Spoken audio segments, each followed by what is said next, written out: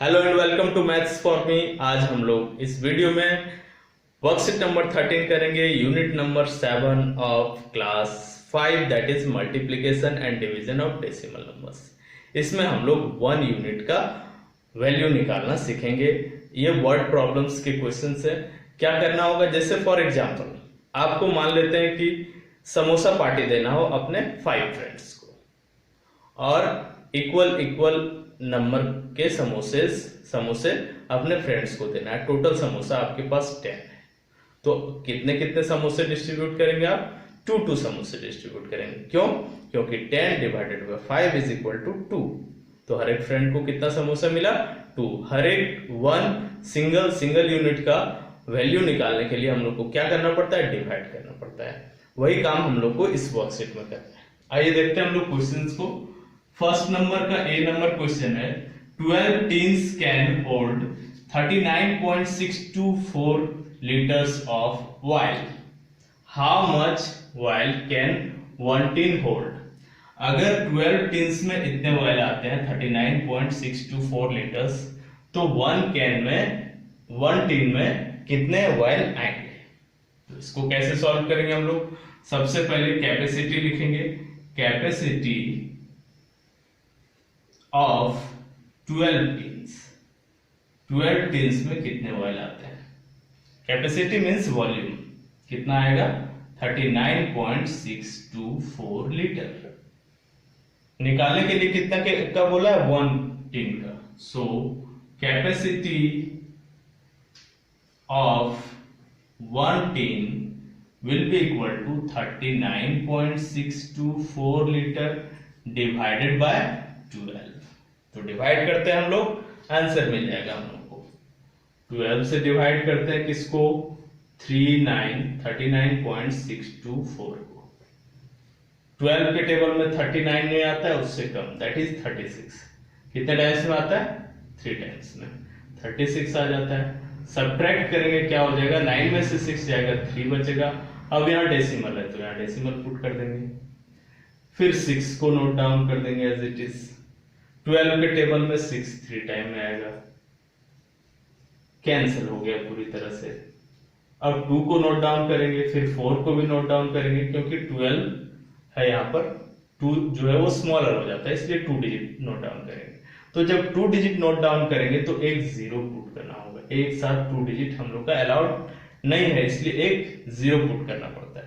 अब 12 के टेबल में 24 कितने टाइम्स में आता है? 2 टाइम्स में आता है। 2 टाइम्स में कितना आ गया? 24। ये भी कैंसिल आउट हो गया।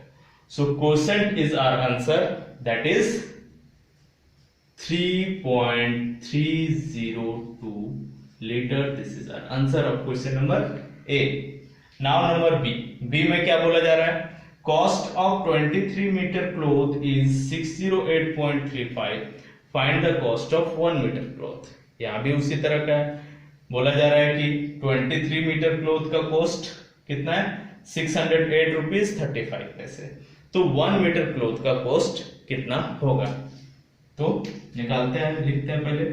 Cost of 23 metre cloth is equal to rupees 608.35। So cost of 1 metre cloth will be equal to rupees 608.35 divided by 23। 23 से डिवाइड कर देंगे, तो 23 से डिवाइड किया हम लोगों ने, क्या आता है देखते हैं। 608.35 को डिवाइड करना है।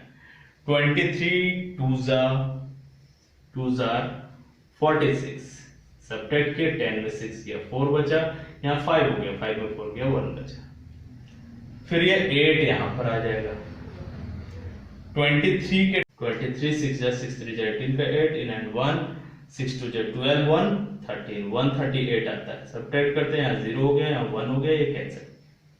यहाँ डेसिमल है तो डेसिमल के बदले डेसिमल पुट कर दिए और इस 3 को नोट डाउन कर दिए यहाँ पर। 23 से ये कितने टाइम्स में कैंसिल होगा? 4 टाइम्स में। 4 3 जा 12 का 2 इन हैंड 1 4 2 जा 8 1 9 92।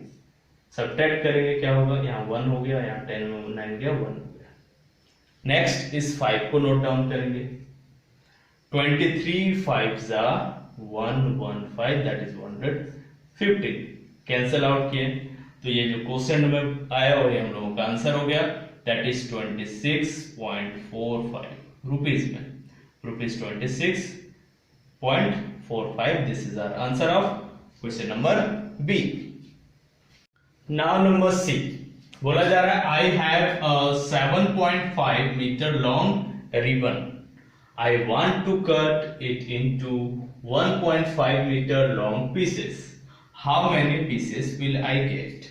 मेरे पास कितना 7.5 मीटर लॉन्ग रिबन है जिसको मैं कट करना चाहता हूं, कितने लॉन्ग पीसेस में, 1.5 मीटर पीसेस करके कट करना चाहता हूं, तो मुझे कितने पीसेस मिलेंगे। तो इसके लिए क्या करना होगा, हम लोगों को टोटल लेंथ में से 1 पीस का लेंथ कितना है उसको डिवाइड करना होगा। तो टोटल लेंथ क्या है रिबन का, total length of ribbon is equal to 7.5 metre, length of each piece is equal to 1.5 meter. So number of pieces ये हम लोगों को निकालना है। नंबर ऑफ पीसेस क्या हो जाएगा, टोटल लेंथ जितना है 7.5 मीटर है टोटल लेंथ, उसको डिवाइड करेंगे 1 पीस का लेंथ, दैट मीन्स 1.5 मीटर से हम लोगों को डिवाइड करना है। तो डिवाइड कैसे करते हैं, दोनों डेसिमल में है तो पहले फ्रैक्शन में कन्वर्ट कर लेंगे। क्या हो जाएगा ये 7.5 अपॉन 1.5 ये लिखेंगे। दोनों को 10 से हम लोग मल्टीप्लाई कर सकते हैं, क्यों, क्योंकि डेसिमल के बाद 1 डिजिट है, तो न्यूमरेटर डिनोमिनेटर दोनों में 10 से मल्टीप्लाई कर दिए। क्या हो गया ये 75 हो गया न्यूमरेटर में, डिनोमिनेटर में 15 हो गया। कैंसिल आउट होगा, 15 के टेबल में 75 कितने टाइम्स में आता है, 5 टाइम्स में, 15 5 जा 75, 5 by 1 आया। मैंने बताया था पिछली वीडियोस में कि डिनोमिनेटर में 1 हो तो उसका वैल्यू को हम लोग इंक्लूड नहीं कर सकते हैं, तो कितना आया 5, तो 5 पीसेस हम लोगों का आंसर हो गया। 5 पीसेस क्लॉथ के टुकड़े मिलेंगे जिसका लेंथ कितना है 1.5 मीटर है। Now question number D, 16.5 kg sugar is put in paper bags, each containing 0.5 kg of it. How many bags are there? बोला जा रहा है कि टोटल है 16.5 kg सुगर जिसको बैग्स में रखना है, छोटे छोटे बैग्स में, पेपर बैग्स में, और हर एक बैग में कितना रखना है 0.5 kg। तो बताना है कि कितने बैग्स हैं। तो इसके लिए क्या करना पड़ेगा, टोटल क्वांटिटी शुगर का और 1 बैग के क्वांटिटी के शुगर को डिवाइड करना पड़ेगा एक दूसरे से। यानी कि टोटल क्वांटिटी ऑफ शुगर कितना है वो पहले लिखेंगे हम लोग, total quantity of sugar this is equal to 16.5 kg, quantity in 1 bag, quantity in 1 bag is equal to 0.5 kg। निकालना है क्या हम लोगों को, नंबर ऑफ बैग्स।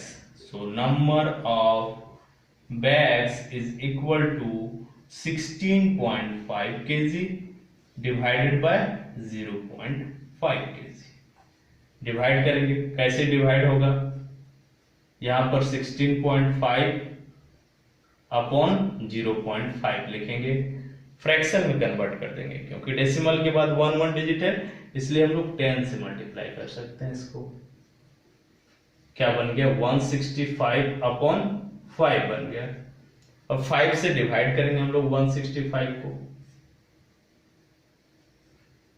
5 3 जा 15, रिमाइंडर यहां बचा 1, ये कैंसिल हो गया, ये 5 यहां बचा, 5 3 जा 15 अगेन कैंसिल होके कितना हो गया 33। क्वोशेंट में जो बचा वही हम लोग का आंसर हो गया। That means 33 bags is our answer of question number D. Now last number question, that is A number question of the worksheet. क्या बोला गया? I require 2.25 meter cloth to stitch a skirt. How many skirts can be stitched with 20.25 meter cloth? मुझे कितना cloth चाहिए एक skirt को stitch करने के लिए 2.25 मीटर, और अगर 20.25 मीटर क्लोथ दिया जाए तो उससे कितने स्कर्ट को सिले जा सकते हैं, ये पूछा जा रहा है इस क्वेश्चन में।